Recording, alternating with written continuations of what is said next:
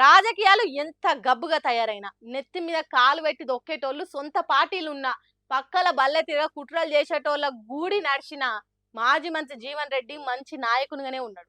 42 ఏళ్లల్లా ఎన్ని కష్టాలు వచ్చినా కాంగ్రెస్ పార్టీని ఇడిచిపెట్టి ఉండలేదు.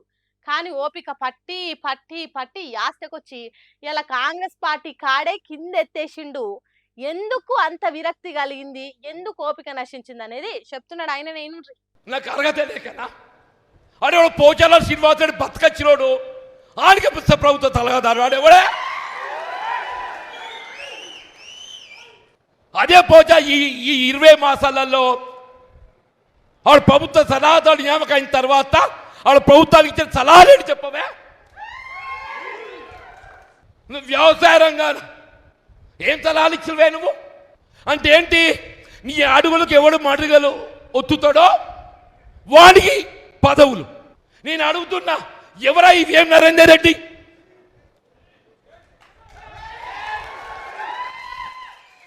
ఆయన పార్టీ చేసిన సేవ ఏంది? ఓపికకు కూడా ఓ అద్దు పద్దు ఉంటుంది, మంచితనానికి కూడా ఓ తరీకు ఉంటుంది.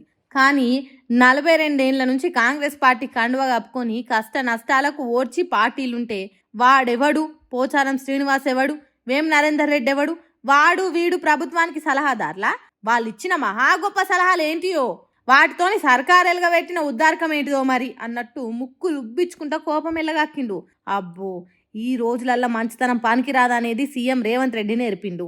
42 ఏళ్లల్లా ఎంతో మంది కాంగ్రెస్ పార్టీ సీఎంలను చూసినా గానీ రేవంత్ రెడ్డి అసొంటి రేవు తక్కువ ముఖ్యమంత్రిని చూడలేదన్నట్టు మాట్లాడిండు. కాంగ్రెస్ పార్టీ జెండాను గుండెలకు అద్దుకొని భుజాల మీద మోసిన కార్యకర్తలను కాపాడుకోవాలి, కానీ ఒక కార్యకర్త చచ్చిపోతే కనీసం సానుభూతి తెలపలేదు.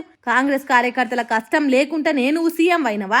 మొత్తం నీ చెంచాగాళ్లకు పదవులిచ్చి ఎప్పటి నుంచో పార్టీలు ఉన్నోళ్ళను అవమానం పాలు చేస్తావా అన్నట్టు మాట్లాడిండు. ఈ పార్టీ నాది, నాకెవడైనా అడ్డం వస్తే తొక్కుతా. ఎంతమంది తొక్కుతావా నువ్వు? ఎంతమంది తొక్కుతావు నువ్వు? ఇవ్వాలే చెప్తున్నా నేను, నీ తొక్కుడు కాదు. మన జగిత్యాల నియోజకవర్గం ఏదైతుందో నినదించి నాడు అడ్డుపడ్డనాడు ఏదైతుందో అది ఏ శక్తి కూడా మమ్మల్ని అడ్డుకు ఆపలేదు చెప్పట్టు. నేను ఓ తీరుగా చెప్పాలంటే నువ్వు నన్ను ఏం చెయ్యలేవురా అన్నట్టు మాట్లాడిండు. అట్లనే ఇన్ని రోజులు ఇబ్బంది పెట్టిన రేవంత్ రెడ్డి మీద పోరాటం చేస్తా అన్నట్టు గట్టిగానే వేసుకున్నాడు. ఇవాళ రేవంత్ రెడ్డి గారిని కూడా ఎందుకు పోరాటం చేస్తా అంటూ నేను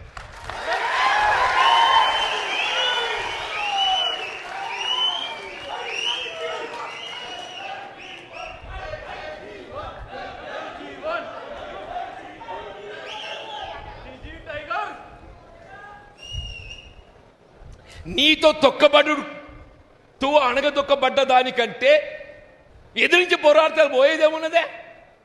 నాకు ఎదిరించి పోరాడు పోయేదేంది అంటూ నేను మనం పోయేదేందని చెప్పర్రా. పోరాడదామా వద్దా చెప్పండి, పోరాడదామా వద్దా? మరి ఇక్కడ అణగదొక్కబడదామా? ఎంతకాలం ఈ అవమానాలు, ఎంతకాలం ఈ అవమానాలు, ఎంతకాలం ఈ మానసిక క్షోభ? అంటే కాంగ్రెస్ పార్టీ నుంచి ఎవడు ఎదగద్దు, కాంగ్రెస్ పార్టీ నుంచి ఎవడు ఎదగద్దు. నీ చెప్పు చేతుల్లో ఉండేటోడు, నీ దయా దాక్షిణ్యాలకు లొంగేటోడు, నీ అడుగులకు అడుగులు ఎత్తటోడు, వాడు మాత్రమే కాంగ్రెస్ పార్టీలు కొనసాగాలి.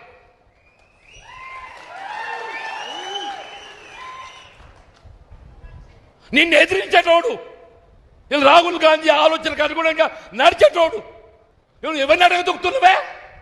రాహుల్ గాంధీ గారి ఆలోచనకు అనుగుణంగా నడిచేటోడిని అడగదొక్కుతున్నావు నేను. నువ్వు అడగదొక్కేది ఎవరిని కాదు, రాహుల్ గాంధీ గారి ఆలోచనకు అనుగుణంగా నడిచేటోడిని నువ్వు అడగదొక్కుతున్నావు అని చెప్పంటూ నేను. 2.5 సంవత్సరాలు నేను పదవి అడగలేదే, నేను ప్రభుత్వ సలహాదారు అడగలేదు, నిన్ను కార్పొరేట్ చైర్మన్ అడగలే. ఇప్పటి సంది ఊకునేదే లేదు, పోరాటానికి దిగుడే, గీత గీసి కొట్లాడే అన్నట్టు తనతోటి తిరిగే కార్యకర్తలకు జోష్ నింపిండు. అంతకంటే ముందు తన రాజీనామాను రాసి కాంగ్రెస్ పార్టీ దేశ అధ్యక్షుడు మల్లికార్జున ఖర్గేకు పంపిండట.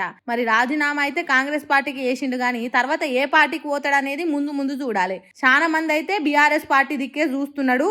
కారు గుర్తు పాటోలతోనే కరచలనం జరిగింది, రేపో మాపో గ్రాండ్ గా కారు ఎక్కుడే, జగిత్యాల నుంచి జంగు లేపుడే అని అంటుర్రు. మరి చూడాలి జీవన్ రెడ్డి రాజీనామా కాంగ్రెస్ పార్టీ మీద ఎటువంటి ప్రభావం చూపెడుతుందో. జీవన్ రెడ్డి తర్వాత అవమానం పాలవుతున్నోళ్ళు ఎంతమంది లైన్లు కడతారో ముందు ముందు తెలుస్తుంది. ఇక పాపం ఎమ్మెల్యే అనిరుద్ రెడ్డి ఒకటి మాట్లాడితే సోషల్ మీడియా జనాలు ఇంకోటి ప్రచారం చేసిండ్రు, ట్రోలింగ్ చేసిండ్రు.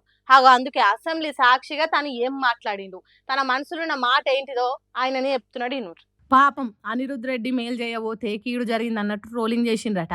మంచి చేద్దామని చూస్తే మరకలంటిచ్చిండ్రట. ఇక చెప్పు సారు. అధ్యక్ష, ఈరోజు నేను మాట్లాడేది మన రాష్ట్రంలో మన అడవులో పెరిగే ఇప్ప చెట్టు గురించి మాట్లాడుతున్నాను అధ్యక్ష.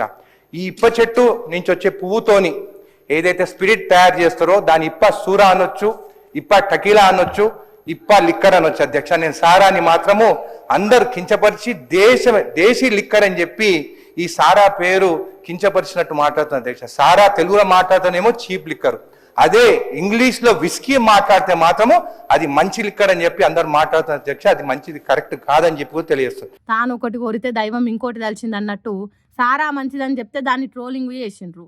కల్తీ సారా దాగి ఎంతో మంది చచ్చిండ్రు, కుటుంబాలు నాశనమైనాయి, పిల్లలు అనాథలైనరు, సమాజమే ఆగమైంది సారా చేయబట్టి. అసోంటి సారాను మల్ల దేవాలంటున్నాడు అనిరుద్ రెడ్డి అని మస్తు ట్రోలింగ్ చేసిండ్రు. కానీ తను చెప్పింది ఇప్ప పువ్వు గురించట. ఇప్ప పువ్వుతో తయారయ్యే సూరటేకి అనే పానీయం గురించట. దాన్ని ఉత్తదే అని కొట్టి వారేయొద్దు, అది మన తెలంగాణ గిరిజనులకు బతుకు తెరిపిస్తుంది, వాళ్ళకు 4 పైసలు మిగిలిచ్చే పని చేయొచ్చు, తెలంగాణ బ్రాండ్ పేరుతోని బయట దేశాలకు అమ్మొచ్చు అన్నట్టు చెప్పిండు. ఇప్ప పువ్వు అనేది ఆదివాసులకి ఈ చెట్టుని కూడా పూజ చేస్తారు అధ్యక్ష. ఈ చెట్టు అధ్యక్ష, ఈ పూది కూడా అంటే యుఎస్లో ఒక పబ్మెడ్ అండ్ NIH అంటే నేషనల్ ఇన్స్టిట్యూట్ ఆఫ్ హెల్త్ వాళ్ళు దీనిపైన స్టడీ చేసి అధ్యక్ష ఈ ఇప్ప పువ్వుతో వచ్చేది అధ్యక్ష. దీని బెనిఫిట్స్ కూడా వారు రాయడం జరిగింది అధ్యక్ష. ఇది anti oxidant, anti inflammatory, hepato protective, anti diabetic అధ్యక్ష. ఇప్ప పువ్వుతో వచ్చిన product anti diabetic, anti cancer, anti ulcer కూడా అధ్యక్ష. ఇప్ప పువ్వు సారాతోని నష్టాలు కాదు మస్తు లాభాలు ఉన్నాయట. ఆరోగ్యాలు ఖరాబ్ అవుడు కాదు, ఇప్ప సారా తాగితే ఆరోగ్యాలు బాగుపడతాయట. ఆ ముచ్చట ఎమ్మెల్యే అనిరుద్ రెడ్డి సొంత ముచ్చట కాదు, దాని మీద పరీక్షలు చేసి చెప్పిండట. అందుకే నేను ఇప్ప సారా గురించి ఇంత మంచి ఇప్పి చెప్తున్నా అన్నట్టు మాట్లాడిండు. మన అంత మంచి ఇప్ప పువ్వు సారాను ఎందుకు సర్కార్ వద్దంటున్నదంటే దానికి కూడా కారణం చెప్పిండు. బ్రిటిష్ వాళ్ళు ఈ ఆదివాసులు ఈ పువ్వుతోని స్పిరిట్ తయారు చేస్తే వాళ్ళ దేశం నుంచి వచ్చే విస్కీ కానీ అమ్మలేమని చెప్పేసి మౌరా యాక్ట్ అని తీసుకొచ్చి 1892లో ఈ ఇప్ప పువ్వుని బ్యాన్ చేసింది బ్రిటిష్ వాళ్ళని చెప్పి కూడా తెలియజేస్తున్నారు అధ్యక్ష. అమ్మా బ్రిటిషోడా ఎంత పని చేస్తేవిరా, మా ఇప్ప పువ్వు సారాను మమ్మల్ని దాగకుండా చేస్తేవి కదరా అనిపిస్తున్నది కదా ఎమ్మెల్యే సాబ్ చెప్తుంటే. అందుకే ఇప్ప పువ్వు సారాను సర్కార్ ప్రోత్సహించాలి, గిరిజన బిడ్డలకు లాభాలు వచ్చేటట్టు వాళ్ళ బతుకులు బాగుపడేటట్టు చేయాలి అంటుండు.